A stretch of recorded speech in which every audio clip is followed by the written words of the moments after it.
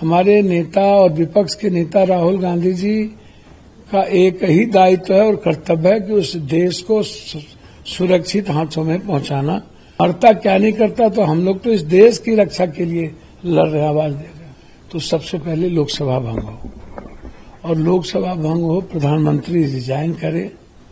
आपकी आवाज को सुनने आ रही है प्रभात खबर इलेक्शन एक्सप्रेस। देखते रहिए प्रभात खबर इलेक्शन एक्सप्रेस। सबसे बड़ा समस्या तो बीजेपी ही है इस देश के लिए। उससे बड़ा समस्या है कौन? किसानों के लिए समस्या, महिलाओं के लिए समस्या, देश के लिए समस्या, सेना के लिए समस्या, बच्चों के लिए समस्या, छात्रों के लिए समस्या, मजदूरों के। सबसे बड़ा समस्या कौन रखे? एक दूसरी बात, चोर बाजे तो बाजे, चलनियों बाजे।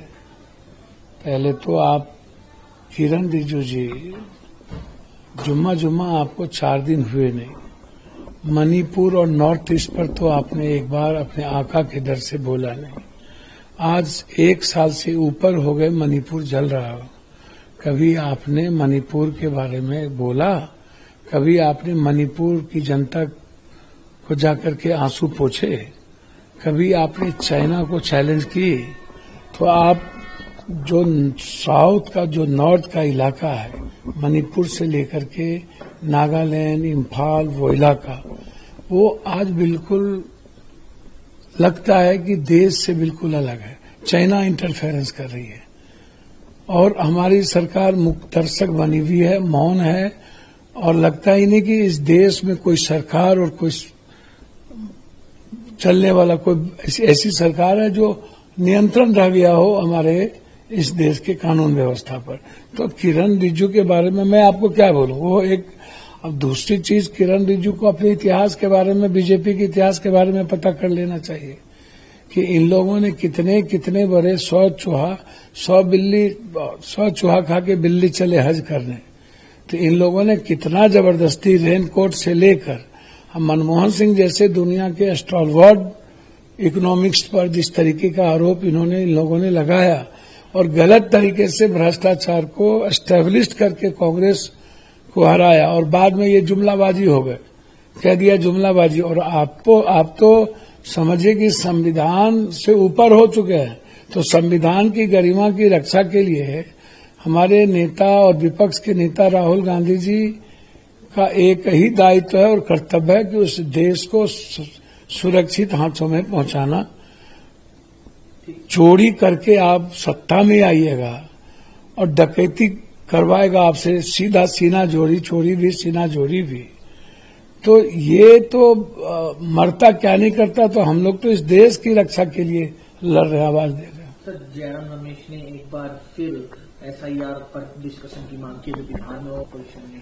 देखिए, हमारा तो उससे थोड़ा ऊपर है, डिस्कशन तो हो, लेकिन यदि वोटर लिस्ट गलत थी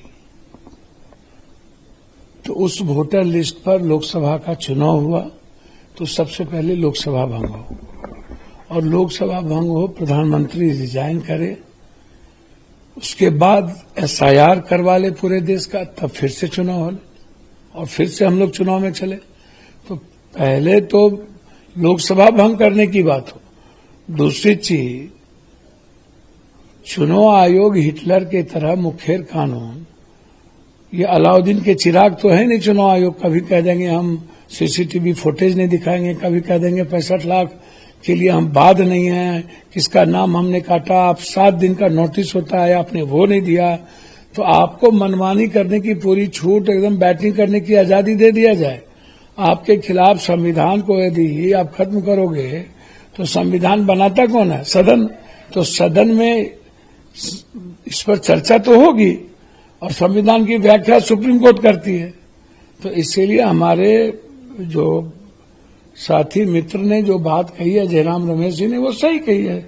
एक उचित प्लेटफॉर्म है कि आपको आना चाहिए और चर्चा करना चाहिए इस पर।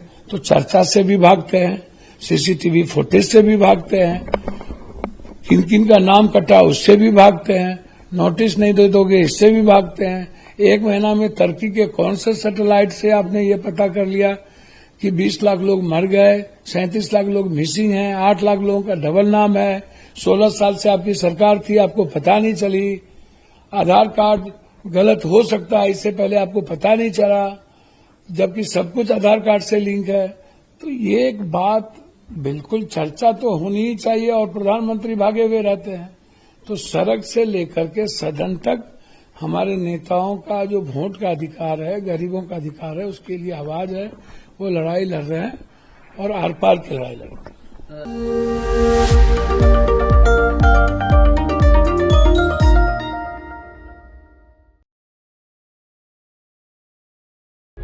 प्रभातखबर.com, विश्वास वही, रफ्तार नहीं।